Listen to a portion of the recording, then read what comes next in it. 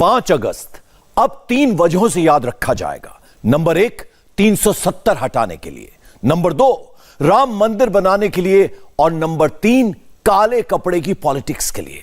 आज सुबह कुछ ऐसा हुआ कि शाम में प्रियंका राम राम करने लगी।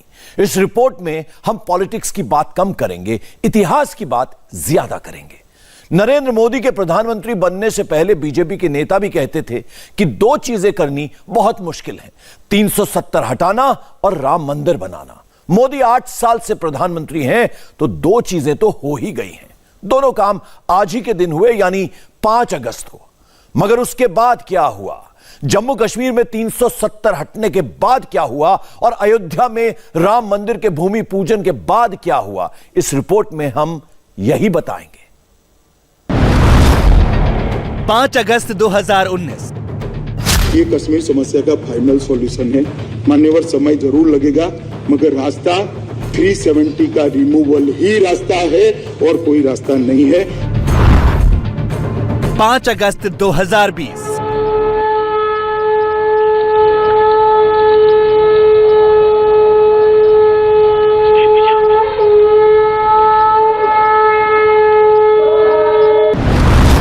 पांच अगस्त 2022। 15 अगस्त से पहले 5 अगस्त की एक तारीख आती है जिसे अब कोई भूलता नहीं है। कश्मीर 370 से मुक्त हुआ 5 अगस्त को। हिंदुस्तान राम मंदिर से युक्त हुआ 5 अगस्त को। ओम सीताय लक्ष्मण भरत शत्रुघ्न हनुमत समेताय श्रीमद् रामचंद्राय नमः। 5 अगस्त कोई मामूली तारीख नहीं, ये अपने आप में पूरा इतिहास है। ओम पदे पदे जा परिभोजकेभ्यः सद्योश्वमेधादि फलम् ददाति। 370 राम मंदिर और यूनिफॉर्म सिविल कोड। बीजेपी ने शुरुआत से ही ये 3 लक्ष्य रखे थे। अटल बिहारी वाजपेयी और लाल कृष्ण आडवाणी ने यही 3 एजेंडा सेट करके बीजेपी को खड़ा किया था। अंधेरा छटेगा, सूरज निकलेगा, कमल खिलेगा। यूनिफॉर्म सिविल कोड अभी नहीं आया है, मगर बाकी 2 लक्ष्य पूरे हुए हैं 5 अगस्त को। 5 अगस्त राममय होने की तारीख है। राम काज किनु बिनु मोहि कहां बिसरा।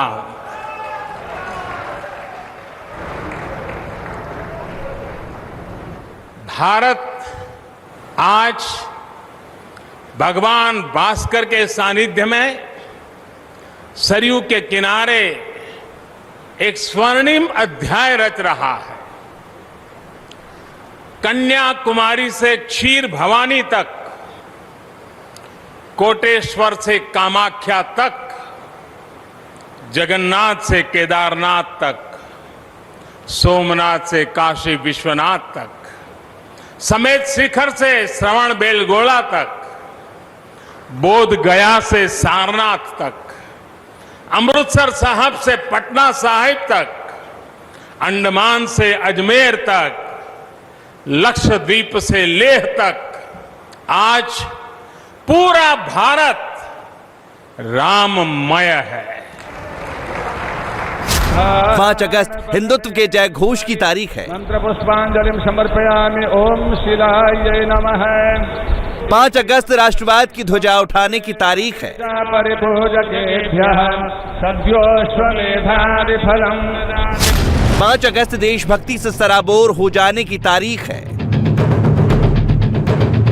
5 अगस्त की तारीख ये याद दिलाती है कि जब मोदी जैसा नेता हो, पूर्ण बहुमत की सरकार हो, तो हर लक्ष्य पूरा हो सकता है, हर सपना सच हो सकता है। आज अयोध्या में भगवान श्री राम का भव्य मंदिर पूरे गौरव के साथ बन रहा है। अयोध्या को उसका गौरव सदियों के बाद वापस मिल रहा है। श्रीनगर के लाल चौक पर तिरंगा फहराने के लिए अब सेना का बंदोबस्त लगाने की जरूरत नहीं पड़ती। डल झील अब रात में भी आबाद रहती है। अलगाववादियों के गढ़ में भी तिरंगा फहराया जाता है।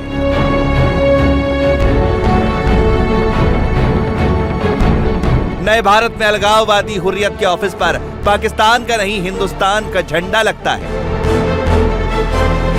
5 अगस्त मोदी विरोधियों को भी याद रहता है राहुल गांधी और प्रियंका गांधी ने इसी तारीख को विरोध का काला कपड़ा पहना। लोकतंत्र की हत्या हो रही है। वो तो बोल रहे हैं 144 लगी, इसलिए आप लोग यहाँ पर नहीं खड़े हो मगर सकते। हम हैं यहाँ पे, मतलब हम एमपीज हैं। या दैट्स फाइन, नो प्रॉब्लम। अब क्या करें, पुलिस वाले रोक रहे हैं, हम खड़े हैं, ठीक है। आपके जो एमपी हैं उनको डिटेन भी किया गया है। हाँ, वो यहाँ पे हम सब आए थे, एक एक करके घसीट के ले गए, 2-3 को मारा भी है। राहुल और प्रियंका के काले कपड़ों पर होम मिनिस्टर अमित शाह ने डायरेक्ट अटैक किया। आज सभी के सभी लोग काले कपड़े पहनकर करें। मैं मानता हूं कि आज ही के दिन इस देश के प्रधानमंत्री श्री नरेंद्र मोदी जी ने राम जन्मभूमि का शिलान्यास किया था। 550 साल पुरानी ये समस्या का बहुत शांतिपूर्ण तरीके से समाधान निकला था और कहीं पर भी देश में ना दंगा हुआ था, ना हिंसा हुई थी और शांतिपूर्ण तरीके से करोड़ों लोगों की श्रद्धा को परवान चढ़ाने का काम इस देश के प्रधानमंत्री ने किया था। कांग्रेस ने आज का दिन इसीलिए विरोध के लिए और विशेषकर काले कपड़ों में विरोध के लिए सिलेक्ट किया है कि वो एक शटल मैसेज देना चाहते हैं कि हम राम जन्मभूमि के शिलान्यास का विरोध करते हैं और अपनी तुष्टीकरण की नीति को वो आगे बढ़ाना चाहते हैं। अमित शाह अकेले नहीं आए। 5 अगस्त को कांग्रेस नेताओं के काले कपड़े वाले प्रोटेस्ट पर योगी आदित्यनाथ भी हमलावर हो गए। कांग्रेस पार्टी कई दिनों से आंदोलन कर रही है, अपने सामान्य कपड़ों में कर रही थी। सहमति असहमति हो सकती है, लेकिन 5 अगस्त की तिथि को श्री राम जन्मभूमि मंदिर निर्माण कार्य के शुभारंभ दिवस के दिन, अयोध्या दिवस के दिन, माननीय उच्चतम न्यायालय के सम्मान दिवस के दिन राम भक्तों को अपमानित करने वाला कांग्रेस का यह आचरण एक बार फिर जग जाहिर हुआ है। आज कांग्रेसियों ने काले कपड़े पहन करके जो प्रदर्शन किया है, यह से राम जन्मभूमि मंदिर निर्माण की तिथि के दिन यह राम भक्तों का अपमान है, अयोध्या दिवस का अपमान है, भारत के लोकतंत्र का अपमान है। और कांग्रेस पार्टी जिस प्रकार का आचरण कर रही है, मुझे लगता है कोई भी भारत का आस्थावान व्यक्ति कांग्रेस के इस आचरण का समर्थन नहीं कर सकता है। यह राम भक्तों का अपमान है। कांग्रेस पार्टी को अपने इस कृत्य के लिए देश की जनता से माफी मांगनी चाहिए। इस प्रकार के कृत्य को इस देश कतई स्वीकार नहीं कर सकता। राहुल गांधी काले कपड़ों में नहीं बल्कि सफेद कपड़ों में घर से निकले थे। राहुल ने सफेद कुर्ते में ही प्रेस कॉन्फ्रेंस भी की थी। उस वक्त उनके हाथ पर काला बैंड बंधा हुआ था, लेकिन राहुल जब सड़क पर प्रोटेस्ट के लिए निकले तो वो काले कपड़ों में थे। प्रियंका गांधी वाड्रा भी काली ड्रेस में थी और कांग्रेस के दूसरे नेता कार्यकर्ता भी काली ड्रेस में थे। कांग्रेस को इसकी भारी सियासी कीमत चुकानी पड़ सकती है, क्योंकि राहुल गांधी ने तारीख गलत चुन ली। आज क्या था, हर रोज प्रदर्शन करते हैं तो वैसे ही प्रदर्शन करते हैं, जो कपड़े घर से पहनकर आए हैं उसी कपड़ों में ही करते हैं। मगर आज 5 अगस्त है। पीडीपी की महबूबा मुफ्ती ने भी तिरंगे का विरोध करने के लिए 5 अगस्त की ही तारीख चुनी। मसले कश्मीर को हल करो, हल करो, मसले कश्मीर को हल करो, हल करो। महबूबा 5 अगस्त को डीपी में मोदी के साथ अपने पापा की फोटो लगाती है और श्रीनगर की सड़कों पर उतरकर 5 अगस्त को कश्मीर के लिए काला दिन बताती है। काले दिन का काला फैसला नहीं चलेगा, नहीं चलेगा। काले दिन का काला फैसला नहीं चलेगा, नहीं चलेगा। 5 अगस्त 2019 से 5 अगस्त 2022 के बीच 3 साल में जम्मू कश्मीर कितना बदला और महबूबा मुफ्ती जैसे नेताओं की तकलीफ क्या है, ये आगे बताएंगे। उससे पहले आपको अयोध्या ले चलते।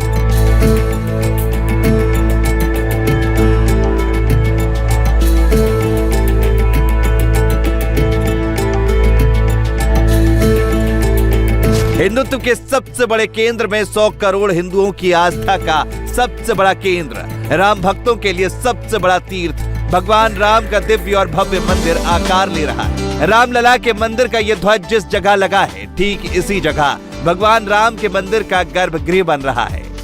ग्रेनाइट पत्थरों से मंदिर का प्लिंथ बनाने का काम 90% पूरा हो गया है और अब प्लिंथ के ऊपर गुलाबी पत्थरों से गर्भगृह बन रहा है। हमने 5 अगस्त 2020 की तस्वीरें भी दिखाई थी और आज की तस्वीरें भी दिखाएंगे, लेकिन सबसे पहले पहली अपडेट आपको दे दें कि प्लिंथ जो जमीन से 20 फीट ऊपर होनी थी, वो प्लिंथ तैयार हो गई है। ये जो पत्थर के ब्लॉक आप देख रहे हैं 5 बाय 3 बाय 2 के, इस तरह के कुल 17,000 पत्थर के ब्लॉक लगकर प्लिंथ या कहें कि मंदिर की वो धरातल तय होगा जिस पर गर्भगृह का निर्माण होगा। जहां आप वो ध्वज देख रहे हैं वो गर्भगृह होगा इस मंदिर का, जहां रामलला विराजमान होंगे। ठीक 2 साल पहले 5 अगस्त 2020 को प्रधानमंत्री नरेंद्र मोदी ने जिस जगह भूमि पूजन किया था, वहां सिर्फ प्लिंथ बनाने में 6,37,000 क्यूबिक फुट ग्रेनाइट पत्थरों का इस्तेमाल हो रहा है। मकराना का मार्बल, राजस्थान का सैंडस्टोन और तेलंगाना का ग्रेनाइट। राम मंदिर इन 3 तरह के पत्थरों से बन रहा है।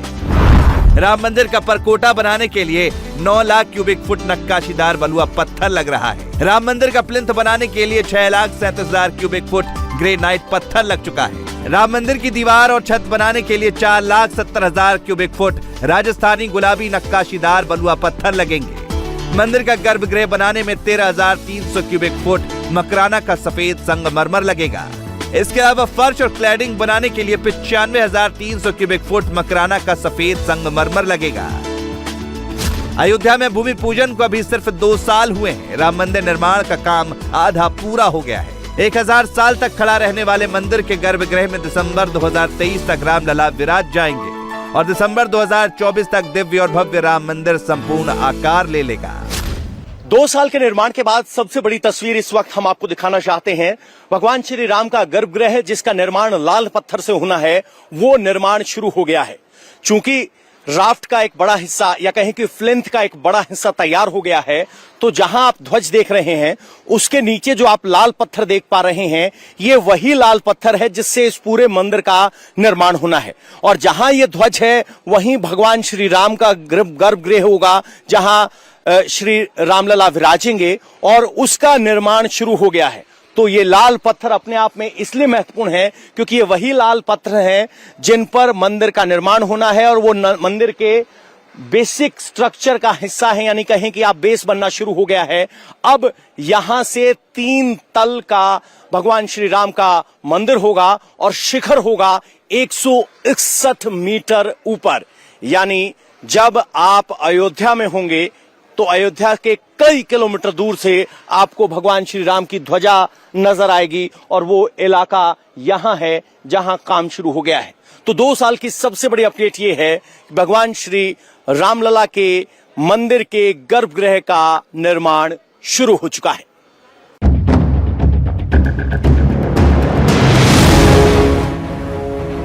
मोदी ने ऐसा मंदिर बनाने का संकल्प लिया है, योगी ठीक उसी प्लान को ग्राउंड पर एग्जीक्यूट करा रहे हैं। योगी आदित्यनाथ लिखते हैं 5 अगस्त का पावन दिन राम भक्त हिंदू युगों युगों तक याद रखेंगे। 5 अगस्त 2020 को अयोध्या में भूमि पूजन करके मोदी ने मंदिर निर्माण का श्री गणेश किया था, मगर श्री राम जन्मभूमि स्थान पर मंदिर निर्माण का सपना बहुत पुराना है। 5 अगस्त 2020 को भूमि पूजन के लिए अयोध्या जाने से पहले मोदी 31 साल तक श्री राम जन्मभूमि से दूर रहे। 31 साल पहले अयोध्या में नरेंद्र मोदी की इकलौती तस्वीर है। रामलला जन्मोत्सव के मौके पर मोदी जब अयोध्या गए थे तब वहां के एक फोटोग्राफर ने पूछ लिया था कि दोबारा कब आएंगे। मोदी ने तब एक लाइन में जवाब दिया था, जब मंदिर बनेगा तब। समय जरूर लगा, लेकिन 5 अगस्त 2020 को राम मंदिर की नींव खुद नरेंद्र मोदी ने रखी। श्री राम जन्मभूमि आए और आपको श्री रामलला के दर्शन न कराएं, ऐसा कैसे हो सकता है। इस वक्त हम श्री रामलला के अस्थाई मंदिर में हैं, जहां आप अपने सामने भगवान श्री रामलला के दर्शन कर सकते हैं। यहां चांदी के झूले पर जो मूर्ति आप देख रहे हैं, ये रामलला विराजमान की मूर्ति है जिसको फूलों से सजाया गया है। सावन का महीना चल रहा है तो नीचे आप देखेंगे कि एक अखंड ज्योत जल रही है जो हमेशा 365 दिन 24 घंटे लगातार जलती रहती है।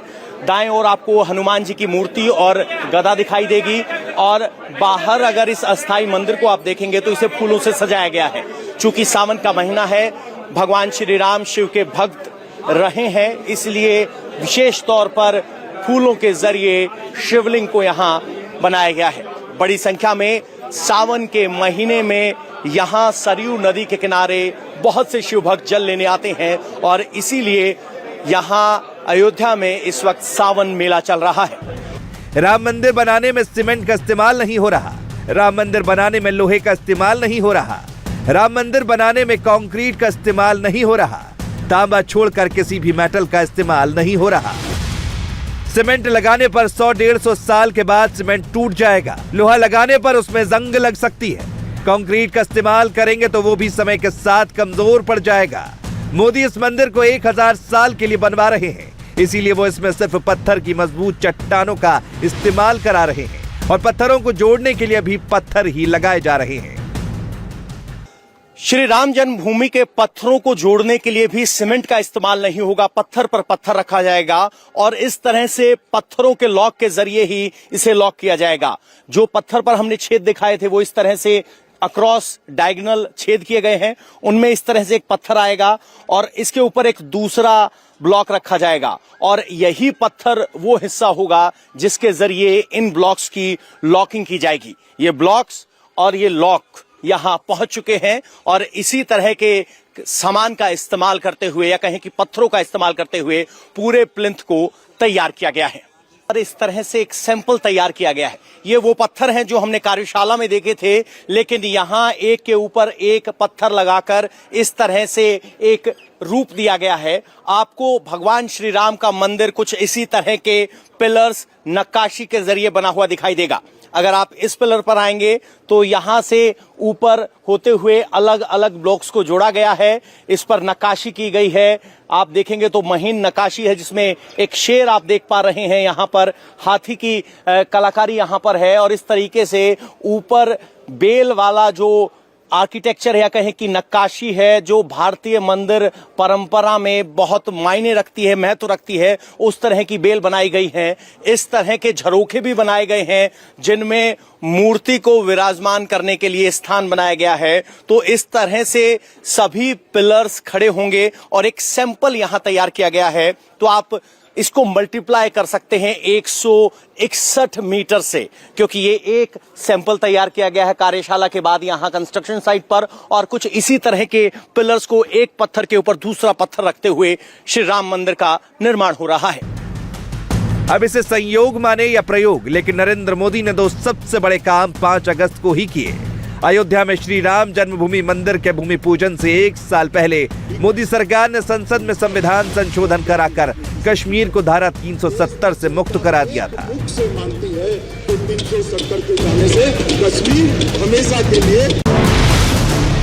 5 अगस्त 2019 से 5 अगस्त 2022 तक यानी पिछले 3 साल में कश्मीर कितना बदल गया है, ये श्रीनगर को देखने भर से पता चल जाता है। जिस लाल चौक पर तिरंगा लगाने के लिए मोदी को एकता यात्रा निकालनी पड़ती थी, उस लाल चौक पर तिरंगा लगाना अब सामान्य बात है। श्रीनगर की मशहूर डल लेक पर पहले शाम होते ही सन्नाटा फैल जाता था, अब वहां रात में भी शिकारे चलते हैं और लेजर लाइट शो होते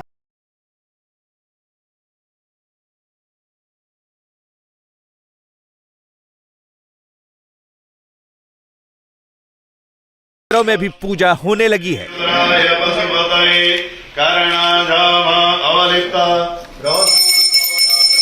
खीर भवानी मंदिर और दशमी अखाड़ा मंदिर में पूजा करने के लिए कश्मीरी पंडित तरसते थे, अब उनको हर साल पूजा करने का मौका मिलता है। दुकान बंद होता है, मार्केट, बच्चे सफर करते, स्कूल कॉलेज बंद होता था, वो सारे बंद हो गया है। हुर्रियत वाले की कॉल बंद होता था, ये सारे बंद हो गया। जो फ्यूनरल होता था टेररिस्ट मरने के बाद, उसमें हजारों में लोग आते थे, पूरा वो बंद हो गया। उससे रेडिएशन बंद हो गया, जो ग्लोरिफिकेशन था टेररिस्ट का बंद हो गया है। इनकाउंटर साइट पर जो स्टोन पेल्टिंग होता था जिसमें कि कोलेटरल डैमेज होता था, ये सारे इंसिडेंट बंद हो गया। इससे एक अच्छा माहौल बन रहा है। इसमें पब्लिक आवाम को टेररिस्ट को और पाकिस्तान का मंशा को समझना चाहिए। इसी ढंग से सिक्योरिटी फोर्स पुलिस को एडमिनिस्ट्रेशन को सहयोग देना चाहिए कि शांति बनाए रहे। कश्मीर में टेररिज्म कम होने और लॉ एंड ऑर्डर की सिचुएशन सुधरने से क्या क्या बदला है वो भी देख लीजिए। अगले साल जम्मू कश्मीर में नरेंद्र मोदी G20 सम्मेलन कराने वाले हैं। यासीन मलिक को पिछले दिनों उम्र कैद की सजा हुई, लेकिन जम्मू कश्मीर में हलचल भी नहीं हुई। 33 साल पुराने केस में रुबिया सईद ने यासीन मलिक के खिलाफ गवाही देने की हिम्मत की। फिर भी रुबिया सईद की बहन महबूबा मुफ्ती 5 अगस्त को काला दिवस मनाने निकली। श्रीनगर के लाल चौक पर तिरंगा लहराता है। महबूबा को उसमें भी भगवा झंडा दिखता है। आज के दिन न सिर्फ जम्मू कश्मीर के आईन को तोड़ा गया, जम्मू कश्मीर के झंडे को खत्म किया गया, बल्कि इस मुल्क के आईन, जिस आईन ने हमें ये झंडा और ये आईन दिया था, उसको भी मस्मार किया गया। और आने वाले वक्त में मैं ये बताना चाहती हूँ इस मुल्क के लोगों को कि आने वाला वक्त है जब इस मुल्क का आईन ये इसी तरह मस्मार कर देंगे जिस तरह ने जम्मू कश्मीर का आईन खत्म किया। जिस आईन की बुनियाद सेक्युलरिज्म पे और जमहूरियत पे है, उसको खत्म करके यहाँ एक मजहब का मुल्क बनाएंगे। और आने वाले वक्त में जो आज ये जो तिरंगा लहरा है, यहाँ के लोग बड़े शौक से मुल्क के हिंदुस्तान के लोग ये उस झंडे को भगवा झंडे में तब्दील करेंगे।